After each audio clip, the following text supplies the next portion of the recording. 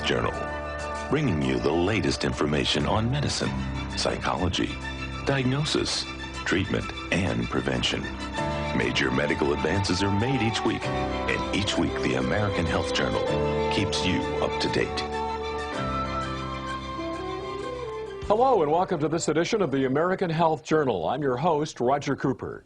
In this special edition of the American Health Journal, we'll dedicate the entire show to the leading cause of death among men and women, cardiovascular disease, which affects an estimated 60 million Americans. Today, we have the opportunity of introducing you to Dr. Louis Ignarro, the 1998 Nobel Prize winner in medicine. When I was in Europe, actually when I was in Naples, Italy, which is where my dad was born many years ago, this is when I first heard about the announcement of the Nobel Prize. And actually, I refused to believe it until my colleague who had invited me to give a lecture showed me on the computer, in the internet, at the Nobel site, that I was awarded the Nobel Prize in medicine. The Nobel Prize ceremony is unbelievable. It's celebrated in December. It's always celebrated on December 10th, which is the anniversary of Alfred Nobel's death. So it's a whole about 8 or 9 days of ceremony. So we give lectures, I think, on the 8th of December. We meet all kinds of interesting people, and of course we get a chance to converse with the other Nobel laureates. And then the ceremony is spectacular. It's held at the concert hall. Of course, it's attended and hosted by the king and the queen of Sweden. It's just a fantastic event. But one of the greatest feelings I ever had was getting up and walking to King Carl Gustav and receiving the Nobel Prize from his hands. That was a very moving moment for me, as was a couple of days later in the terminating ceremony, where I was actually asked to sign my name to a very special book that had the signatures of all of the Nobel laureates who preceded me from 1901 through 1997. And what they do is they ask you to flip through the pages first and look at all the names and signatures of the prior Nobel laureates. And then when you get to the last page and you see your own printed name, you sign your name with a special pen that they give you. And I remember flipping through the pages and seeing all kinds of names, Madame Curie, for example, all kinds of people, Ernest Hemingway. The one name that really got to me, though, was Albert Einstein, because I suddenly realized for the first time that I was going to be signing my name to the same book signed by Albert Einstein, and I added my name to that long list of incredible names. Dr. Ignarro was dedicated over 30 years of research in the discovery of nitric oxide's benefits in preventing and even reversing cardiovascular disease. The benefits don't stop there. It can also reduce high blood pressure, lower cholesterol, and age-proof your cardiovascular system. Dr. Ignarro will also explain what nitric oxide is, the important role of L-arginine and L-citrulline in boosting the production of nitric oxide, and also other necessary supplements, including vitamins, exercise, and diet, all the ingredients to a more healthy and better quality of life. Coronary artery disease occurs when there's an impairment of blood flow to the heart. The heart has its own circulatory system, and that circulatory system is called the coronary arteries. When people develop atherosclerosis or high cholesterol levels, this can result in plaque deposition, plaque formation in the arteries. And as those plaques grow and grow, they can obstruct the flow of blood. This can lead to a decrease in the flow of blood and therefore the flow of nutrients and oxygen to the heart, to the point where when you need your heart during exercise or walking up the stairs or changing a flat tire or almost anything else, if the heart does not get enough blood or oxygen, it's going to feel pain due to ischemic damage. That is essentially a heart attack. Nitric oxide is a chemical or a molecule, or you can even call it a hormone, that is present in the body, which functions in certain specific ways within the cardiovascular system. It's our way of protecting ourselves, literally, against cardiovascular disease. It's a molecule, for example, that lowers the blood pressure. It's our way of preventing strokes and heart attacks. The arteries make nitric oxide for the purpose of lowering the blood pressure, improving blood flow to organs, because nitric oxide is a vasodilator. It widens or relaxes the arteries so that more blood can flow through. That's going to lower the pressure within the plumbing, within the arterial system. And again, it protects against coronary artery disease because it can lower the bad cholesterol levels and so on. So it's the body's natural way to protect against heart disease, provided we make enough of it. Nitric oxide is considered to be a lifesaver because it's the body's natural way of protecting against cardiovascular disease. Cardiovascular disease is the #1 killer, not only in the US, but throughout the world.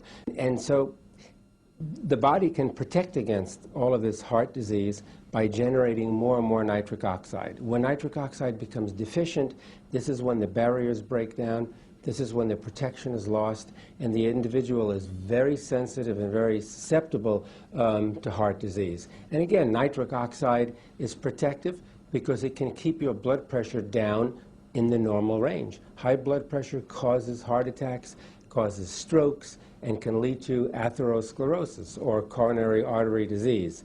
Nitric oxide can prevent all of these things. Arginine is an amino acid. There are about 20 or so amino acids that are the building blocks of all proteins. Proteins that you eat and proteins that are in your body, like your muscle and skin and so on. But arginine plays a unique role in that arginine is the one amino acid that the body uses to produce nitric oxide. Okay? There are 2 amino acids that the body actually can use. One is arginine, the other is citrulline. But the primary amino acid, which is converted to nitric oxide in the body, is arginine. And it's very important, therefore, to maintain normal, healthy levels of arginine at all times, because when we develop certain cardiovascular and related diseases that are characterized by a deficiency in nitric oxide, the main reason for the deficiency in nitric oxide is a deficiency in this amino acid arginine. So if you have too low a level of arginine, you're not going to make sufficient amounts of nitric oxide to protect your cardiovascular system against disease. And so arginine is one of those amino acids that you actually have to take in from the outside. That is, you have to include it in your diet. And we're lucky that so many different proteins contain arginine. But sometimes, even though we may eat healthy and eat normal amounts of protein, if you have a deficiency in arginine, you're not going to get sufficient amounts from the diet. So you may want to consider supplementing your diet with extra arginine. Nitric oxide is something you cannot simply take from the outside. You cannot take it in a pill. You can't put it in in water or juice or anything like that, because nitric oxide is actually a gaseous substance. It's a gas, and it's very unstable. It doesn't last for more than a second or two. So you can't really take nitric oxide.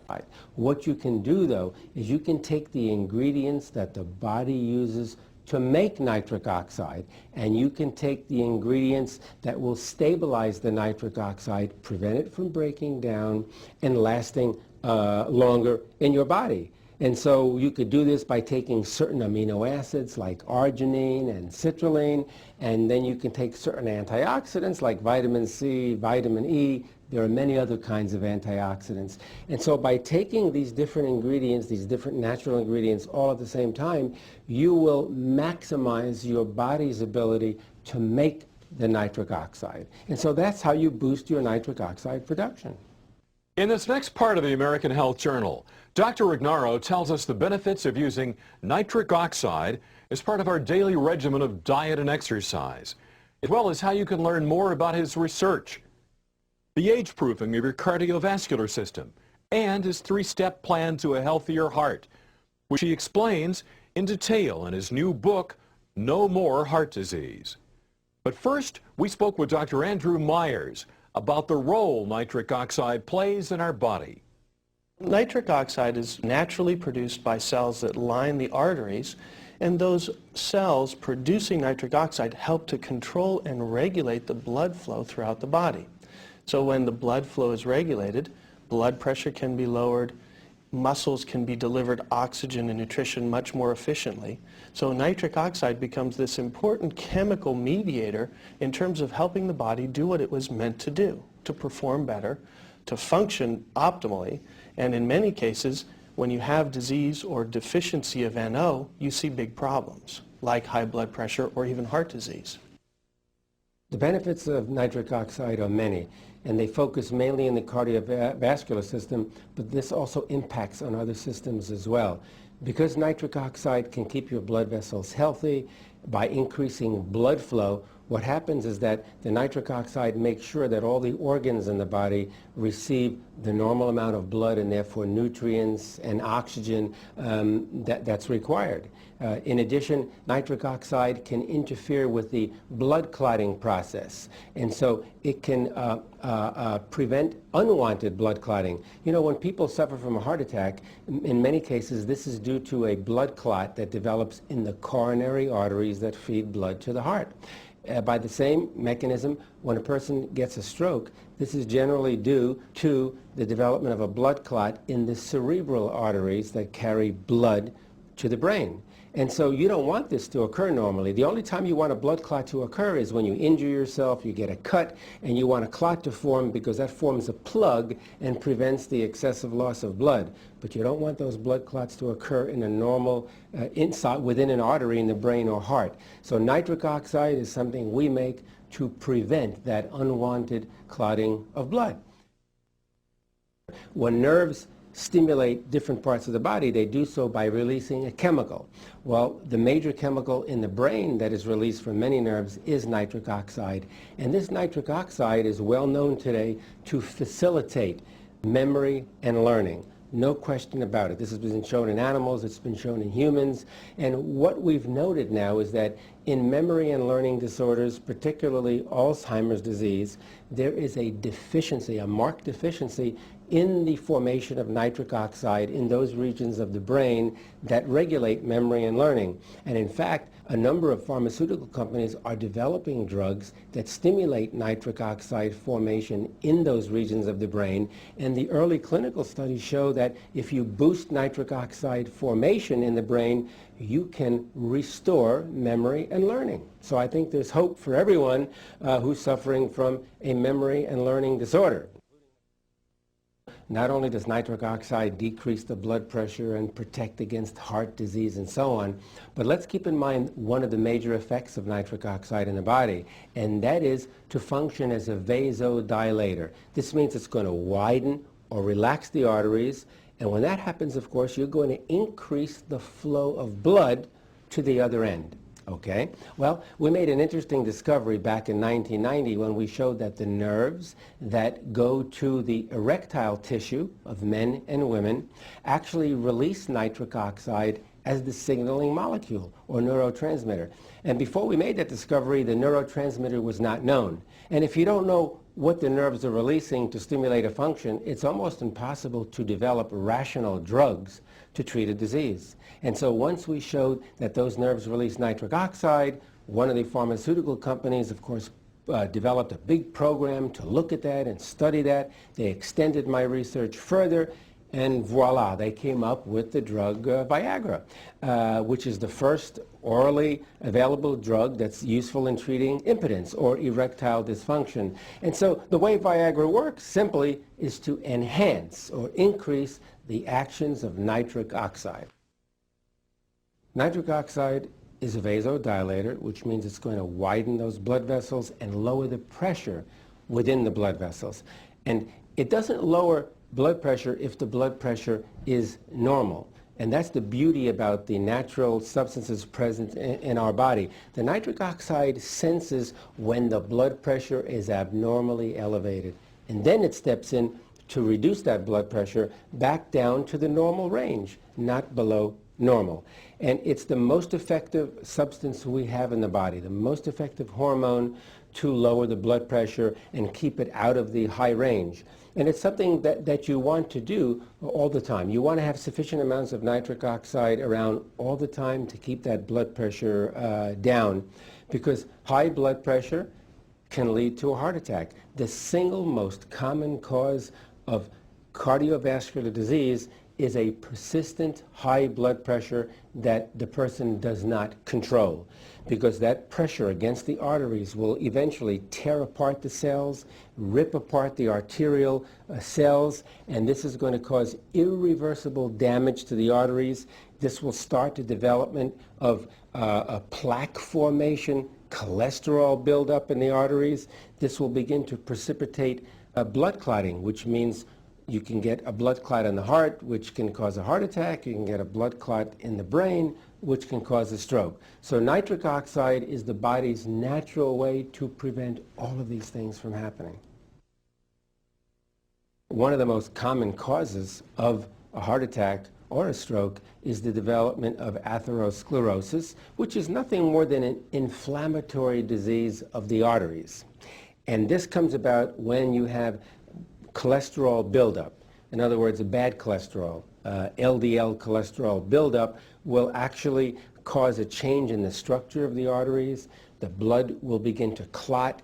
There'll be all kinds of debris clinging to one another, and this constitutes the buildup of plaque in the arterial wall, which can obstruct blood flow, and worse yet, if those plaques become disrupted for any reason, they can travel to different parts of the body, and if they travel to the brain, you can have a stroke. If they travel to the heart, you can have a heart attack. The way the body protects naturally against the development of high cholesterol is through nitric oxide. Nitric oxide functions to keep the balance of the various lipids in the arterial system. So it helps to maintain the good cholesterol and the bad cholesterol at healthy levels. Okay, and so some of your very famous drugs, and I think everybody's heard of the statin drugs. There are many different companies that make different kinds of statin drugs, and they're great in reducing your bad cholesterol. Anybody who has a cholesterol level of 250 or 300 or higher, after taking statins, sometimes that level could be reduced back into the 100 range. And the way those statins work is by stimulating nitric oxide formation in the arteries. So, you know, if you have sufficient amounts of nitric oxide in your healthy arteries, you don't have to take the statin drugs.